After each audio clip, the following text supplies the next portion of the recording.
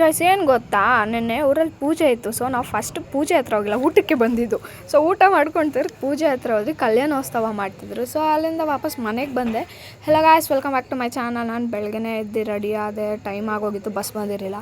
So bus ಬಂತು, ಬೇಗ ಬಾಗ್ಲೂರಿಂದ college ಕಡೆ ಬಂದೆ. ಆದರೆ ಕ್ಲಾಸ್ಗೆ ಹೋಗಿಲ್ಲ, ಜೆರಾಕ್ಸ್ ಮಾಡಿಸ್ಬೇಕಿತ್ತು. ಸೊ ಅದಕ್ಕೆ ಪ್ರಿಂಟೌಟ್ ತೆಗ್ಸೋಣ ಅಂತ ಬಂದರೆ, ಅದಾದಮೇಲೆ ಫೈನ್ ಆರ್ಟ್ ಕ್ಲಬ್ದು ವರ್ಕ್ ಇತ್ತು.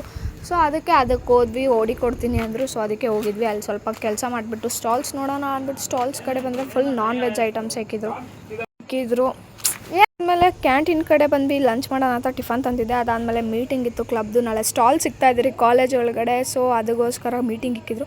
ಅದಾದಮೇಲೆ ಆಟೋ ಬುಕ್ ಮಾಡಿಕೊಂಡು ನಾನು ನನ್ನ ಫ್ರೆಂಡ್ ಬಂದಿದ್ದೆ ಡಿಮಾರ್ಟ್ ಕಡೆ. ಸ್ವಲ್ಪ ಐಟಮ್ಸ್ ಏನೇನು ಬೇಕೋ ತೊಗೊಳೋಣ ಅಂತ. ಅಲ್ಲಿ ನೋಡಿದ್ರೆ ಏನೂ ಸಿಕ್ಕಿಲ್ಲ ಅಷ್ಟೊಂದು ಐಟಮ್ಸು. ಸೊ ಅದಾದಮೇಲೆ ಅಲ್ಲಿಂದ ಬಿಲ್ ಮಾಡಿಸ್ಕೊಂಡು ವಾಪಸ್ ಆಟೋ ಬುಕ್ ಮಾಡ್ಕೊಂಡು ಕಾಲೇಜ್ ಕಡೆ ಬಂದೆ. ನಾಟಕ ಪ್ರಾಕ್ಟೀಸ್ ಇತ್ತು. ಸೊ ನಾಟಕ ಪ್ರಾಕ್ಟೀಸ್ ಮುಗಿಸ್ಕೊಂಡು ವಾಪಸ್ ಬಂದೆ. ಸ್ವಲ್ಪ ಐಟಮ್ಸ್ ಬೇಕಿತ್ತಲ್ಲ, ಸೊ ಚಿಪ್ಸ್ ಎಲ್ಲ ತೊಗೋಬೇಕಿತ್ತು. ಅದಕ್ಕೆ ಅಲ್ಲೇ ಮಾರ್ಟ್ಗೆ ಬಂದೆ. ಅಲ್ಲಿಂದ ಬಸ್ ಸ್ಟಾಪಿಗೆ ಬಂದೆ. ಅದಾದಮೇಲೆ ಬಸ್ ಎಕ್ಕೊಂಡು ಬಾಗ್ಲೂರಿಗೆ ಬಂದೆ. Okay guys.